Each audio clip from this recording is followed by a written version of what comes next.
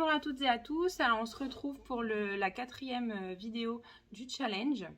Donc là on va vraiment terminer quelque part, il ne restera plus que le blocage. Après cette vidéo là il restera rentrer les fils et le blocage. Donc là on va voir comment réaliser une manche déjà, comment réaliser les manches puisque de toute façon ce sont les mêmes, et comment faire le col. Voilà, donc déjà, je vais vous montrer dans un premier temps comment relever les mailles d'une manche et comment tricoter la manche. Et en deuxième partie de vidéo, on passera au col.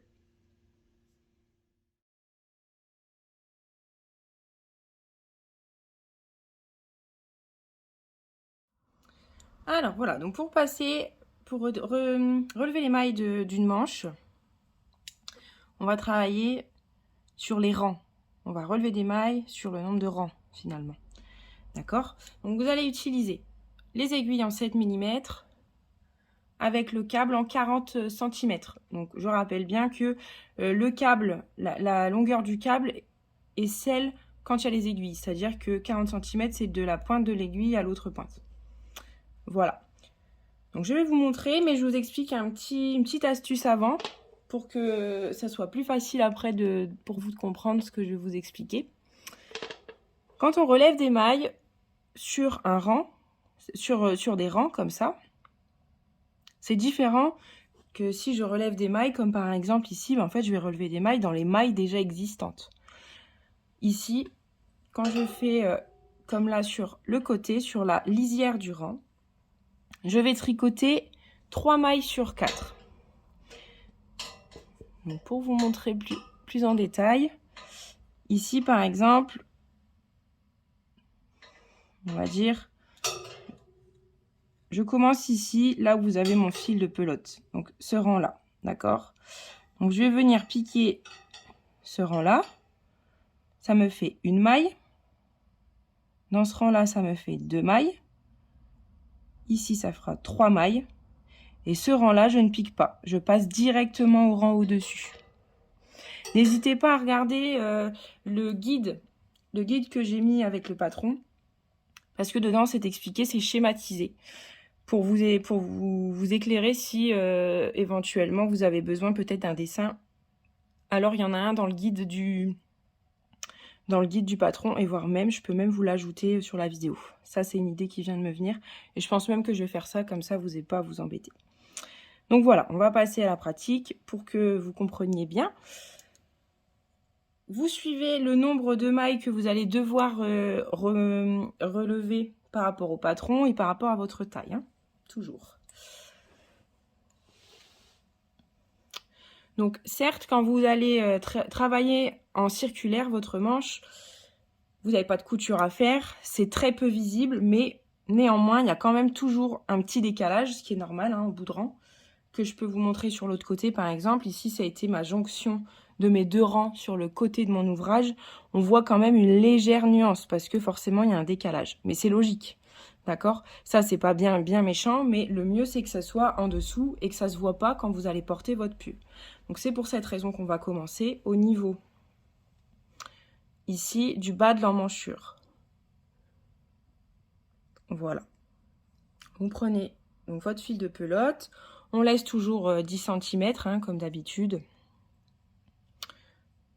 Et on va venir alors piquer. On va venir piquer. Alors ici, on va venir piquer dans la maille qui se trouve juste là, sur la pointe du bas de l'emmanchure. Si elle est un peu lâche, ça peut arriver. Si elle est un peu lâche, parce que ici vous avez trop tiré et ça a été un peu compliqué, dans ce cas-là, vous piquez la maille en dessous, c'est pas bien grave. Ce qu'il faut, c'est pas arriver là, quoi, forcément, d'accord? Piquer 1 à 2 mailles en dessous pour être sûr de ne pas avoir de trou, ça, il n'y a pas de souci. Et on va faire comme au changement de pelote, finalement, on va juste venir faire notre première boucle avec notre fil. Et on relève la maille pour la faire passer au-dessus. J'ai pas précisé, mais on est bien sur l'avant de l'ouvrage. On pique sur l'avant de l'ouvrage. De toute façon, vous allez voir rapidement la espèce de couture, entre guillemets, qui va se faire. Au fur et à mesure, vous allez relever vos mailles. Vous gardez bien le fil de pelote, attention de ne pas vous tromper. Et ensuite, on va passer aux mailles qui sont, elles, sur la lisière du rang. Donc, on va venir piquer ici. Vous voyez, j'ai mon premier V et mon deuxième V. Je viens piquer dans le deuxième. Pour laisser une petite marge et permettre à ma couture, entre guillemets, je suis en train de créer, de tenir. Et pareil, je relève. Je suis à 2, donc 2, il m'en reste une. Ici, je ne sais pas si vous allez bien voir, mais ici, vous voyez, je vais relever ma maille juste là, dans ce rang-là.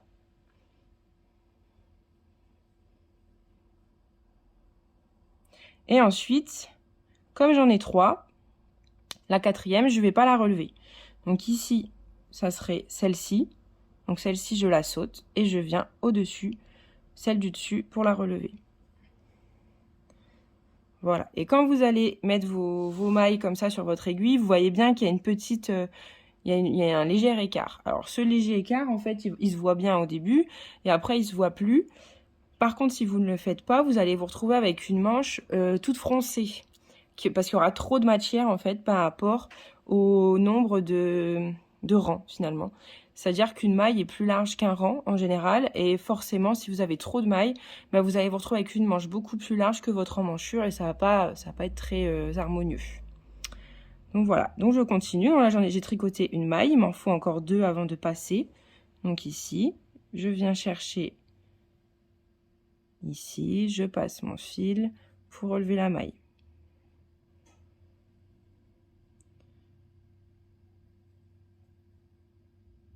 Une troisième, donc là, je suis de nouveau à 3 mailles. Donc je vais passer le rang du dessus pour aller sur le prochain. Et vous faites ça tout le long de votre emmanchure. Donc ce que je vais faire, je vais relever toutes mes mailles et je vous retrouve une fois que c'est fait.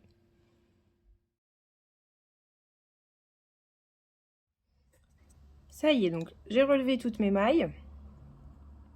Je suis bien arrivée à mon point de départ. Donc là maintenant, pour tricoter en circulaire, bon, on sait, hein, on a déjà fait pour le corps. On va placer le marqueur sur l'aiguille où j'ai la pelote qui est reliée. Et puis ensuite, je vais venir tricoter. Alors là, vous allez tricoter un rang envers, un rang endroit. Ici, je vous conseille de commencer par un rang envers, parce que si vous faites un rang endroit, vous allez avoir... on va voir la jonction, si vous voulez, de la manche. Que là, si vous faites un rang envers dès le premier, vous allez tout de suite commencer sur les petits ponts. On va appeler ça comme ça. Hein, l'envers de la maille, ça fait des petits ponts. Et au moins, ça permettra de camoufler un peu la jonction de la manche. J'en tricote un peu pour vous montrer ce que ça donne. Alors ici, j'ai relevé à l'envers.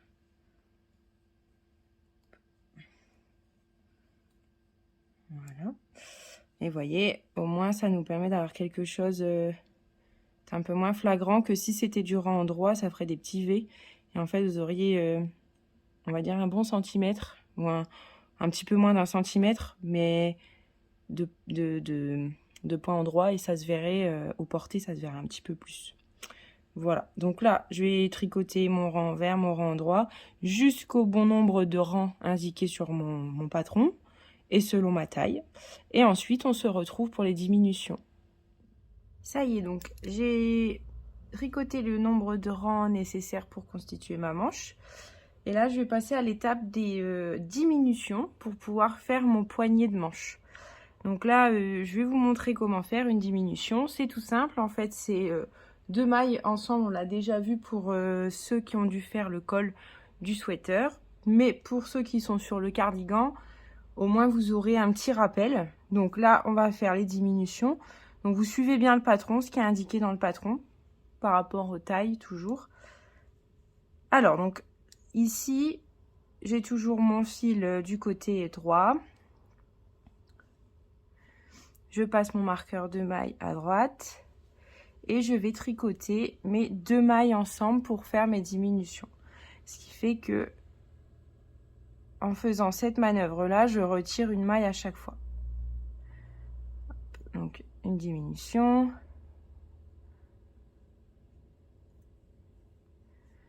une deuxième. Ok, donc en fait on tricote à l'endroit de la même façon que si on tricotait une maille, sauf qu'on en prend 2 à la fois.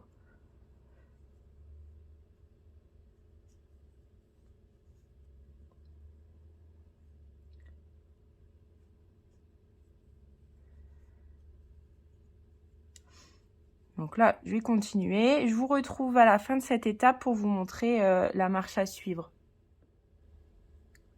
Donc voilà, ça y est, j'ai fait toutes mes diminutions. Donc là, j'ai le nombre de mailles nécessaires pour faire mon poignet de manche. Et arrivé à ce stade, donc là, vous pouvez retirer temporairement votre marqueur de mailles. Et ensuite, on va passer sur nos fameuses aiguilles de 25 cm là, en 4 mm. Donc là, vous faites le transfert de mailles sur l'autre câble. Vous venez chercher les mailles comme elles se présentent hein, pour pas les vriller.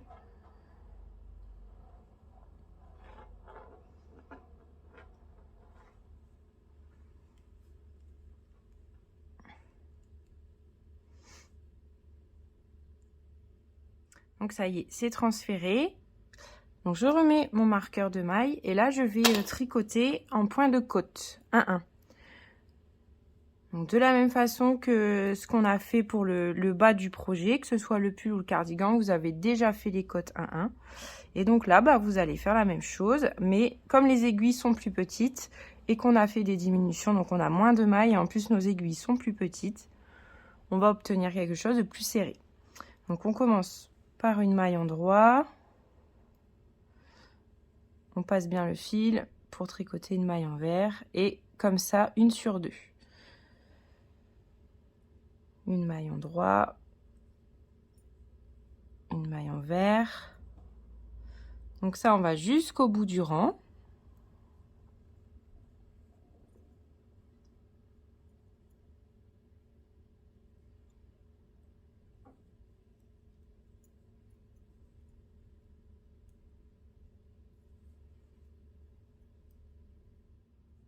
Voilà, notre premier rang de côte sur le poignet est fait. Donc là, je vous montre juste la marche à suivre pour ceux qui auraient besoin d'un petit rappel. Hein, de bien travailler la maille ensuite comme elle se présente. Et là, vous allez monter le nombre de mailles de rangs nécessaires dans le patron pour obtenir votre poignet en côte. Donc après ça, je vous laisse tricoter tranquillement avant de passer à la phase finale de la manche. Mais je voulais quand même faire un petit point. Donc, n'oubliez pas de travailler la maille comme elle se présente. C'est-à-dire qu'ici, on a bien une maille en droit. Et ici, une maille envers. On la reconnaît avec le petit pont qui passe au-dessus de la maille. Et la maille envers, la maille en droit est plutôt libre. D'accord? Donc, on va tricoter la maille comme elle se présente. Quand c'est marqué sur un patron... tricoter la maille comme elle se présente, ça veut dire qu'il faut bien regarder si c'est une maille en droit ou une maille envers pour suivre le même schéma. Donc là, c'est une maille envers. Et là, je vérifie. En effet, j'ai bien une maille en droit et encore une maille envers. Donc, je continue comme ça. Donc, vous faites ça jusqu'au bout de tous vos rangs.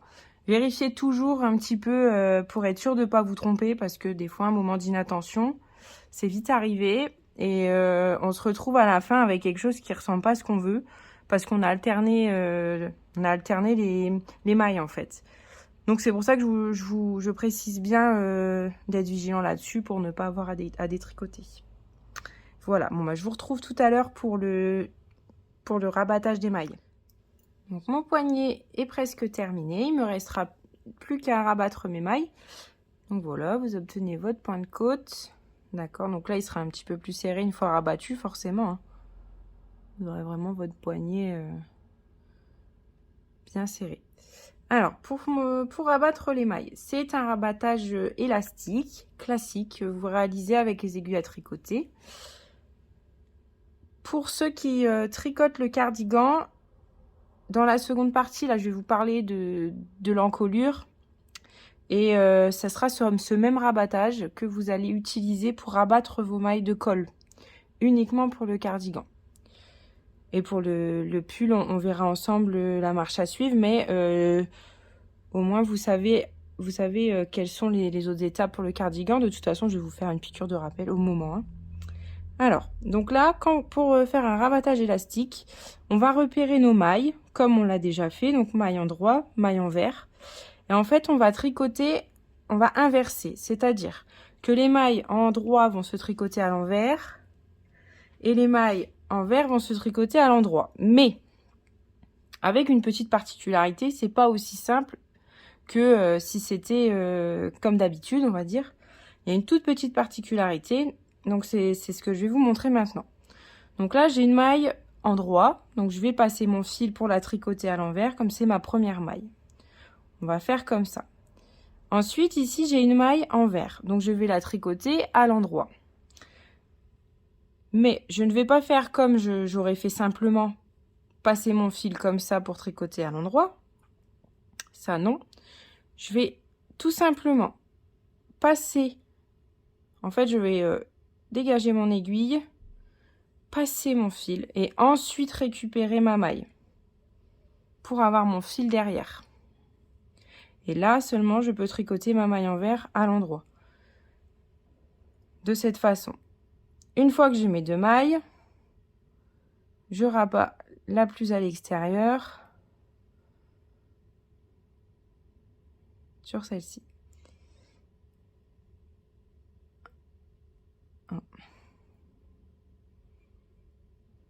Voilà. Ici, j'ai une maille en droit, donc je vais la tricoter à l'envers. Pareil, au lieu de passer mon fil comme ça, je repasse ma maille sur mon aiguille gauche le temps de passer mon fil. Je reviens. Et je tricote ma maille à l'envers. Je rabats.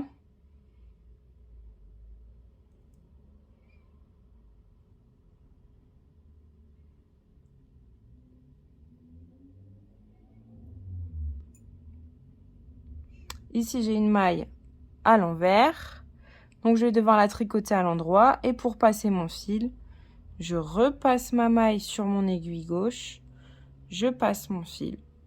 Je récupère ma maille. Et ensuite, je tricote à l'endroit. Et ainsi de suite jusqu'à la fin de votre rang. Et vous allez obtenir un final bien élastique qui s'adaptera à votre poignet. Donc, je vous laisse faire cette manœuvre jusqu'à la fin.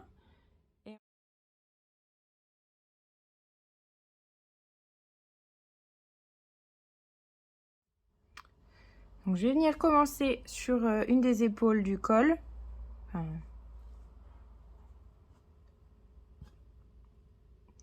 Et comme pour la manche, hein, je laisse bien 10 cm, plus ou moins. Et je viens piquer, pas dans le premier petit V, mais dans le deuxième.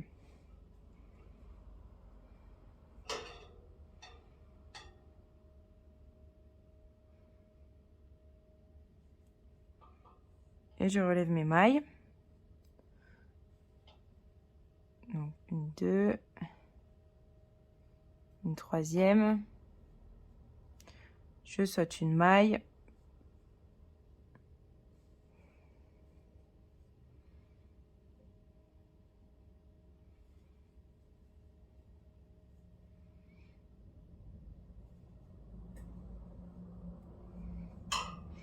Ici, je saute encore une maille puisque je suis encore sur un rang.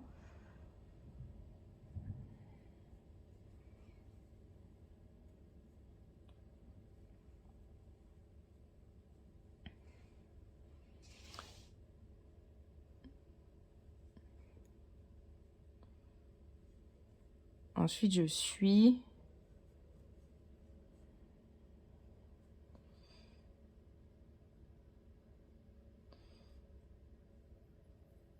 une dernière ici et ensuite là je vais relever les mailles directement.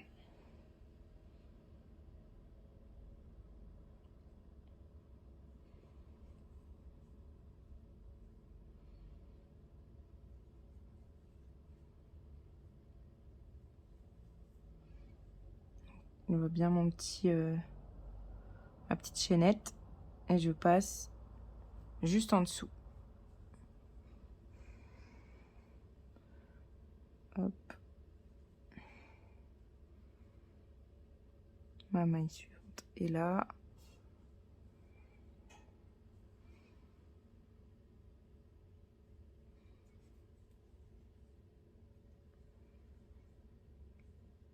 Et de cette façon, tout le tour du col.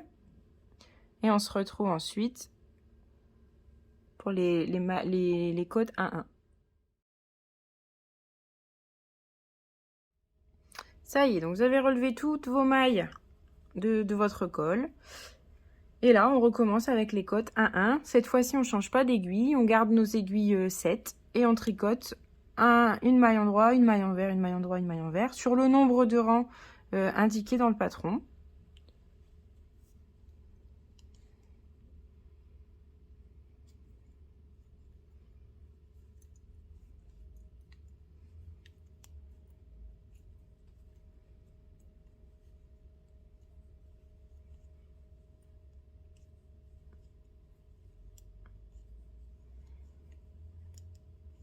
Et voilà. Donc on continue comme ça sur le nombre de rangs nécessaires. Pour le cardigan, je vais vous mettre un petit schéma pour vous montrer comment, enfin, où relever les mailles. Vous avez la même technique que ce qu'on a montré juste avant. Simplement, je vais vous montrer le chemin à suivre en fait pour relever vos mailles. Et ensuite, de la même façon, vous tricotez en côte 1-1, donc une maille endroit, une maille envers, comme je viens de le faire. Alors, ça y est. Donc, mon col a tous ses rangs. Il me reste à rabattre mes mailles pour faire la forme. C'est-à-dire que vous avez 3 options qui s'offrent à vous. La première, c'est la version où on n'a pas de col. Donc, on laisse l'encolure telle qu'elle était présentée sans relever de mailles. Ensuite, il y a la version 2. C'est un col rond. Donc, un petit peu plus serré. Et la troisième version, c'est un col un peu plus bateau, un peu plus échancré sur les épaules. On va appeler ça comme ça, plutôt. C'est pas non plus hyper visible, mais ça l'est un peu plus. Donc là, je vais vous expliquer comment comprendre le patron, surtout. Parce que je vous explique souvent, enfin, je vous parle de rabattre 2 mailles ensemble, puis rabattre 2 mailles simples. En règle générale, c'est comme ça que c'est présenté pour le col 2 et 3. Donc, je vais vous expliquer. En fait, c'est très simple. Quand je dis rabattre 2 mailles ensemble, c'est tout simplement, on fait une diminution qu'on rabat. Donc, je vous explique.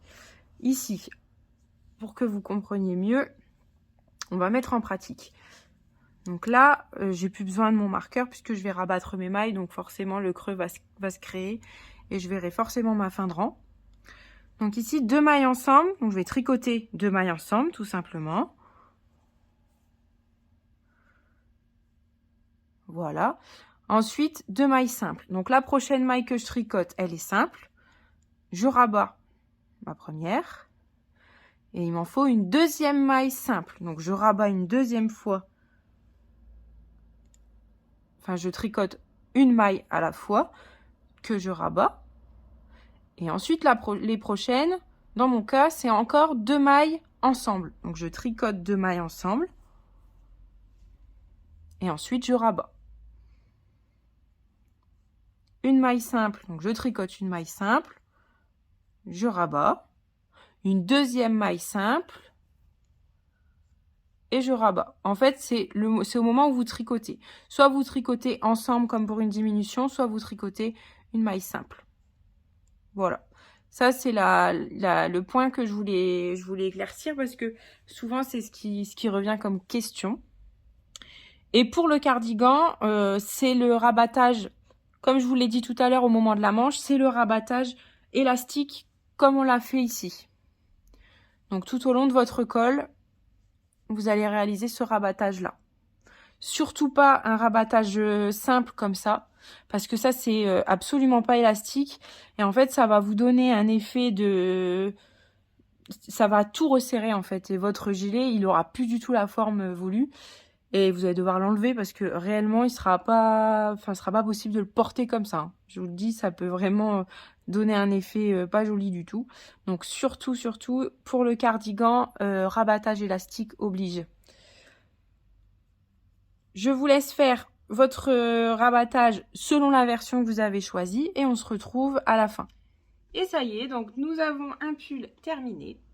Nous avons quelque chose de presque terminé plutôt, puisqu'il nous manque encore une phase importante, c'est rentrer les fils, bien entendu, parce qu'on ne coupe surtout pas les fils au ras. Ça, c'est très important.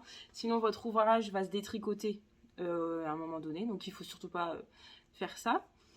Mais on va rentrer les fils, donc je vais vous montrer comment faire ça dans la prochaine vidéo. Et on va bloquer notre ouvrage. Donc pour bloquer notre ouvrage, c'est tout simple. C'est un peu comme un lavage, tout simplement, à la main. Simplement, il y a quelques techniques à respecter pour éviter déjà que la laine ne se rétracte trop. Donc déjà, il faut éviter de mettre sur une source de chaleur ou trop près d'une source de chaleur. Ensuite, on va voir pourquoi on appelle ça bloqué, parce que c'est un mot quand même assez particulier, mais il a un sens. Et voilà, donc la dernière vidéo, ça sera pour prochainement. Et là, vous pourrez vous dire que ça y est, votre pull, il est prêt à être porté. Donc, je vous souhaite un bon tricot et au plaisir de vous revoir à la 5e vidéo.